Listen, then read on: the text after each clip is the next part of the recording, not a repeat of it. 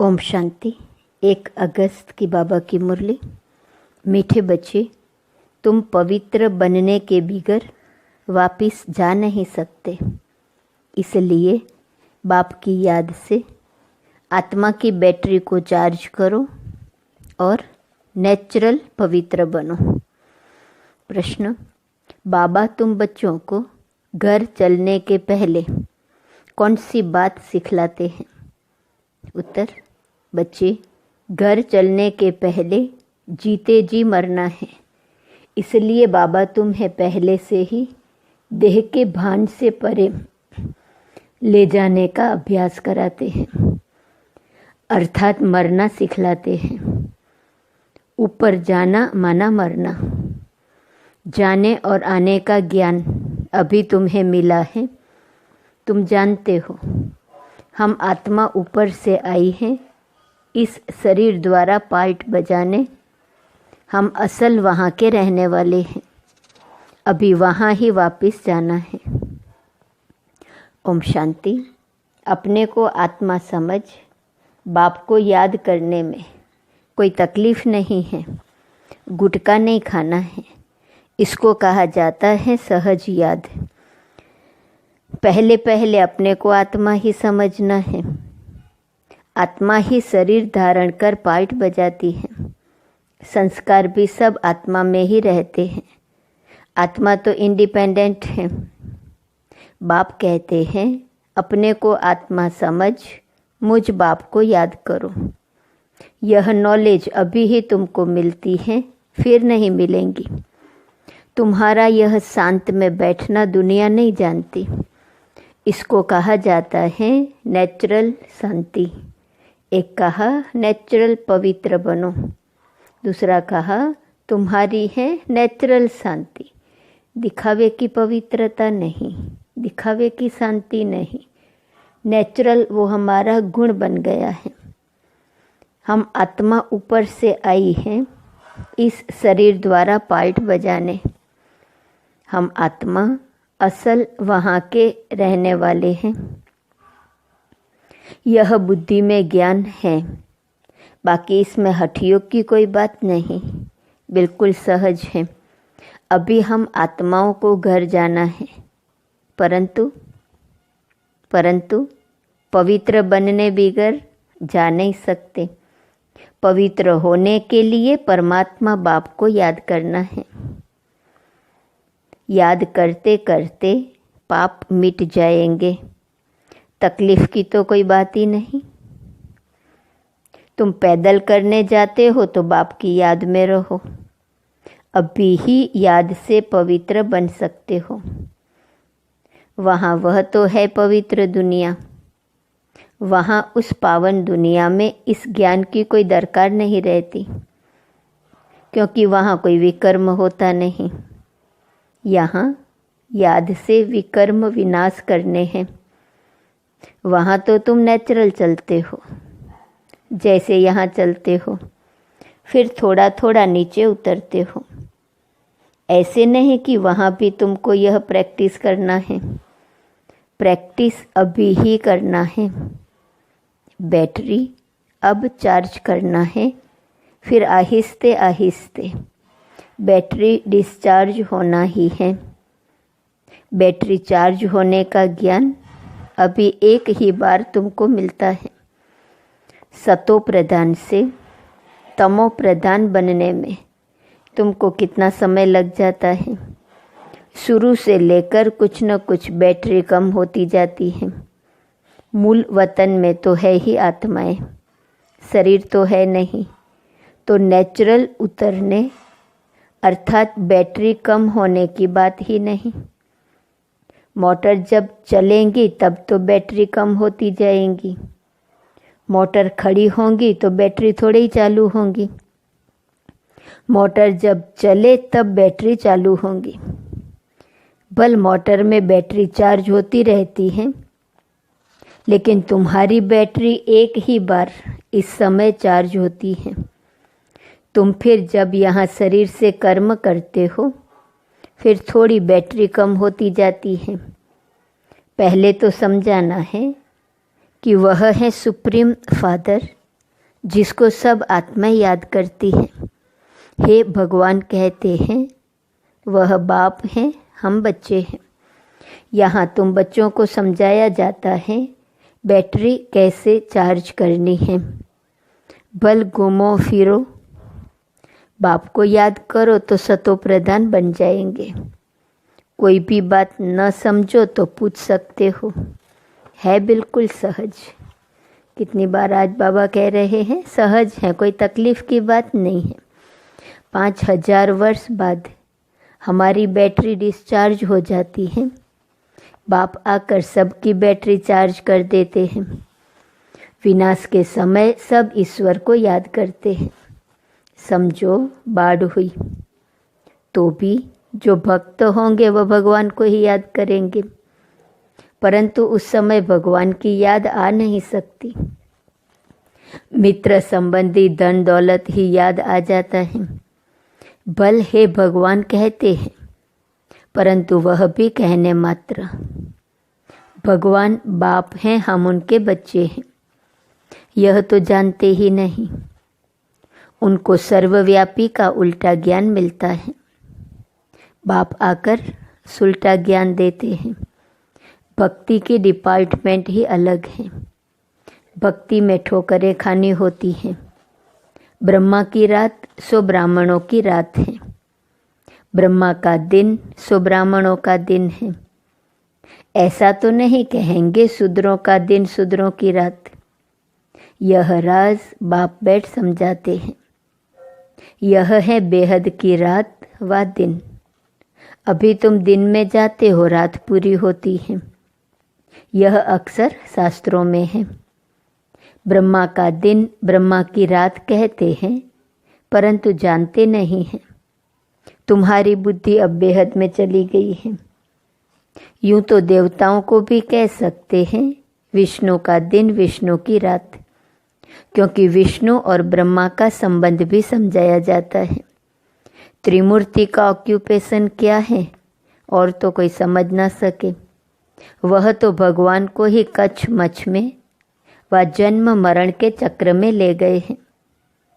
राधे कृष्ण आदि भी मनुष्य हैं, परंतु दैवी गुणों वाले। अभी तुमको ऐसा बनना है, दूसरे जन्म में देवता बन जाएंगे। 84 जन्मों का जो हिसाब किताब था वह अब पूरा हुआ, फिर रिपीट होगा। अब तुमको यह शिक्षा मिल रही है। बाप कहते हैं, मीठे मीठे बच्चों, अपने को आत्मा निश्चय करो। कहते भी हैं हम पार्टधारी हैं, परंतु हम आत्माएं ऊपर से कैसे आती हैं यह नहीं समझते हैं। अपने को देहधारी ही समझ लेते हैं। हम आत्मा ऊपर से आती हैं, फिर कब आएंगी? ऊपर जाना माना मरना, शरीर छोड़ना। मरना कौन चाहते हैं? यहाँ तो बाप ने कहा है तुम इस शरीर को भूलते जाओ। जीते जी मरना तुमको सिखलाते हैं, जो और कोई सिखला ना सके। तुम आए ही हो अपने घर जाने के लिए। घर कैसे जाना है यह ज्ञान अभी ही मिलता है। तुम्हारा इस मृत्यु लोक का यह अंतिम जन्म है। अमरलोक सतयुग को कहा जाता है। अभी तुम बच्चों की बुद्धि में है हम जल्दी जल्दी जावे। पहले पहले तो घर मुक्तिधाम में जाना पड़ेगा। यह शरीर रूपी कपड़ा यहाँ ही छोड़ना है, फिर आत्मा चली जाएंगी घर।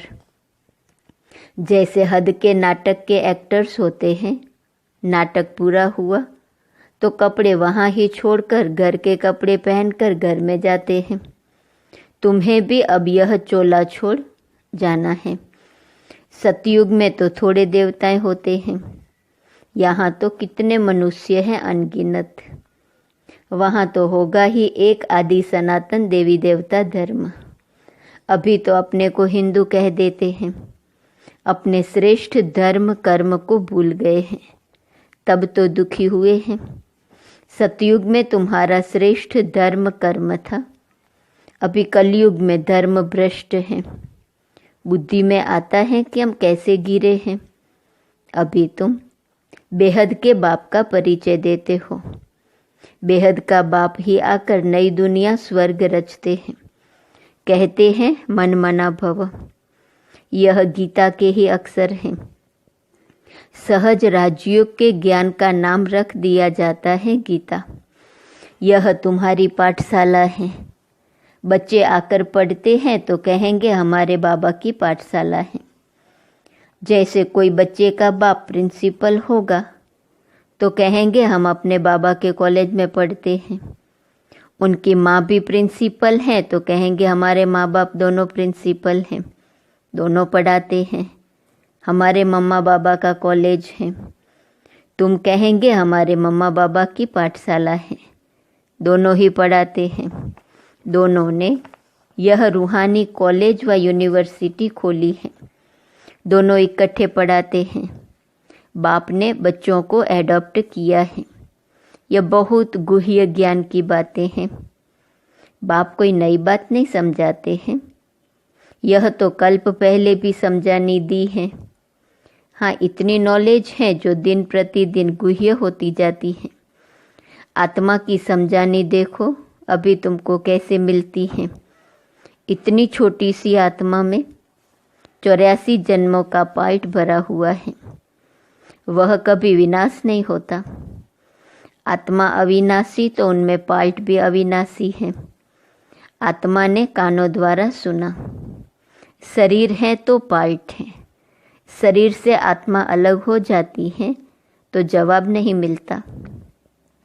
अभी बाप कहते हैं बच्चे तुमको वापिस घर चलना है।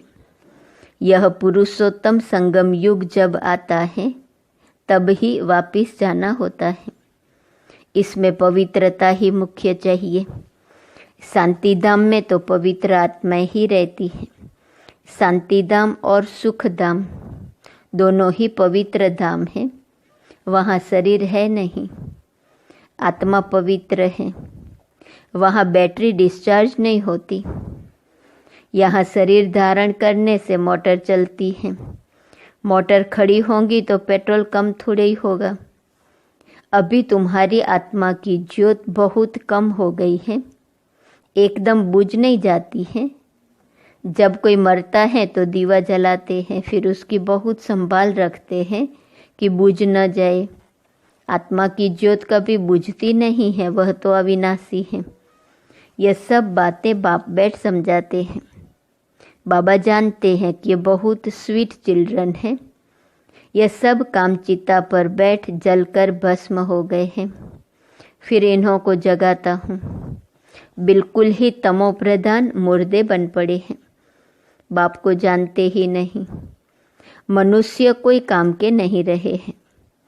मनुष्य की मिट्टी कोई काम की नहीं रहती है। ऐसे नहीं कि बड़े आदमी की मिट्टी कोई काम की है, गरीबों की नहीं। मिट्टी तो मिट्टी में मिल जाती है, फिर भल कोई भी हो। कोई जलाते हैं, कोई कब्र में बंद कर देते हैं। पारसी लोग कुएं पर रख देते हैं, फिर पंछी मांस खा लेते हैं, फिर हड्डियां जाकर नीचे पड़ती हैं, वो फिर भी काम आती हैं। दुनिया में तो ढेर मनुष्य मरते हैं। अभी तुमको तो आपे ही शरीर छोड़ना है। तुम यहाँ आए ही हो शरीर छोड़कर वापिस घर जाने अर्थात मरने। तुम खुशी से जाते हो कि हम जीवन मुक्ति में जाएंगे। जिन्होंने जो पार्ट बजाया है अंत तक वही बजाएंगे। बाप पुरुषार्थ कराते रहेंगे, साक्षी हो देखते रहेंगे। यह तो समझ की बात है, इसमें डरने की कोई बात नहीं है। हम स्वर्ग में जाने के लिए खुद ही पुरुषार्थ कर शरीर छोड़ देते हैं। बाप को ही याद करते रहना है तो अंतमति सोगति हो जाए। इसमें मेहनत है, हर एक पढ़ाई में मेहनत है। भगवान को आकर पढ़ाना पड़ता है।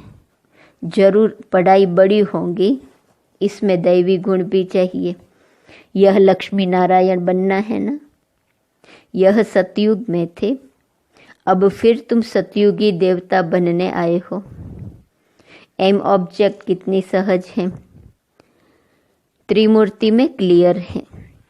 यह ब्रह्मा विष्णु शंकर आदि के चित्र न हो तो हम समझा कैसे सकते। ब्रह्मा सो विष्णु, विष्णु सो ब्रह्मा।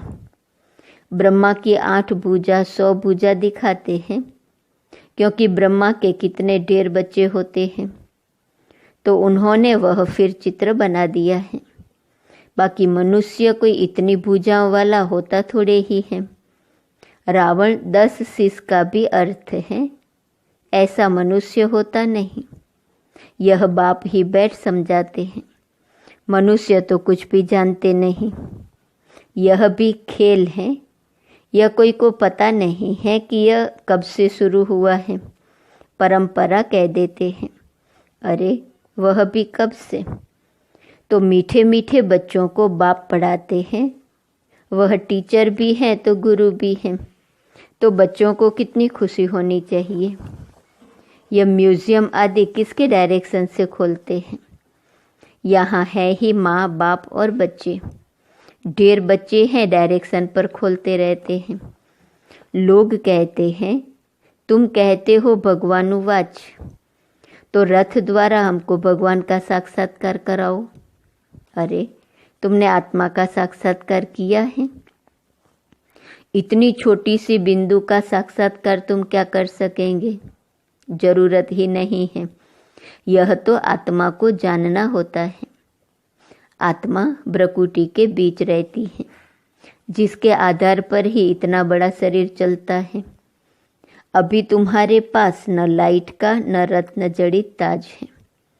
दोनों ताज लेने के लिए फिर से तुम पुरुषार्थ कर रहे हो। कल्प कल्प तुम बाप से वर्षा लेते हो। बाबा पूछते हैं आगे कब मिले हो, तो कहते हैं हाँ बाबा कल्प कल्प मिलते आए हैं। क्यों?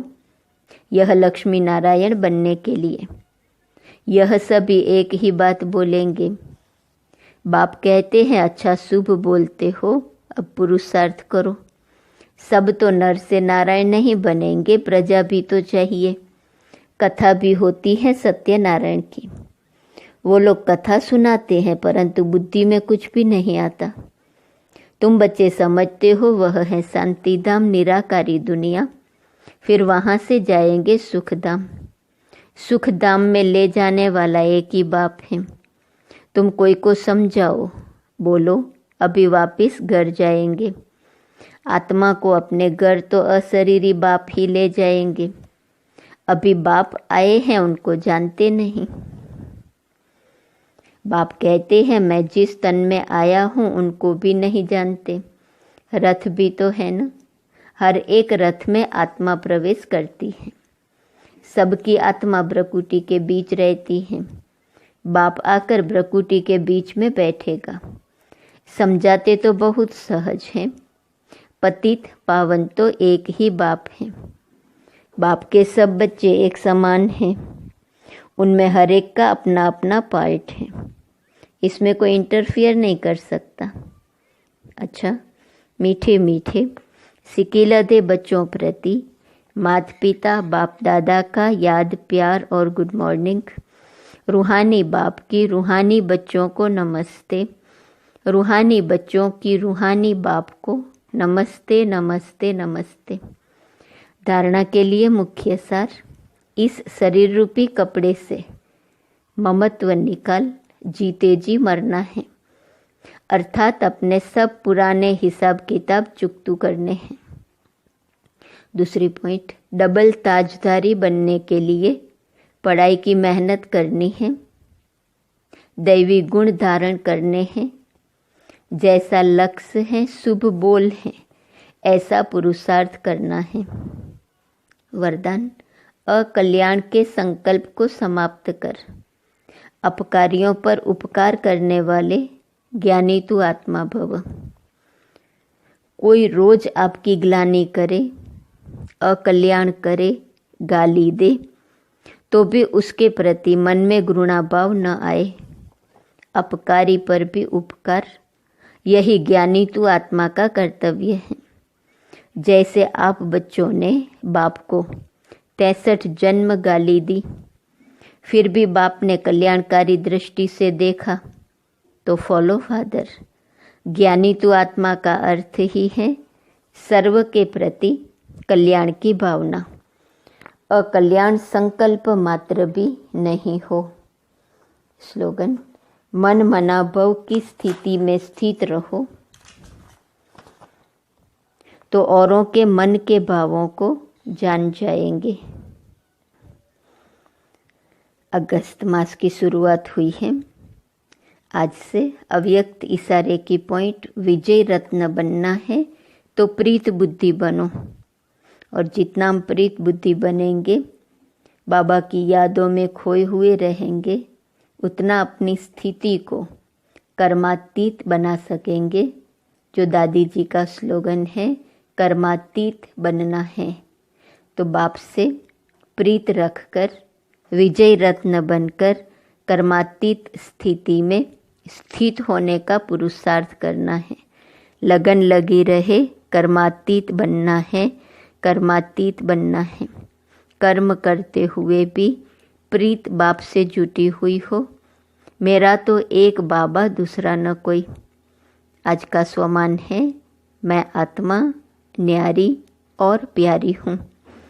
अव्यक्त इशारे की पॉइंट 1 अगस्त, प्रीत बुद्धि अर्थात सदा अलौकिक अव्यक्त स्थिति में रहने वाले अल्लाह लोग, जिनका हर संकल्प, हर कार्य अलौकिक हो, व्यक्त देश और कर्तव्य में रहते हुए भी कमल पुष्प के समान न्यारे और एक बाप के सदा प्यारे रहना, यही है प्रीत बुद्धि बनना।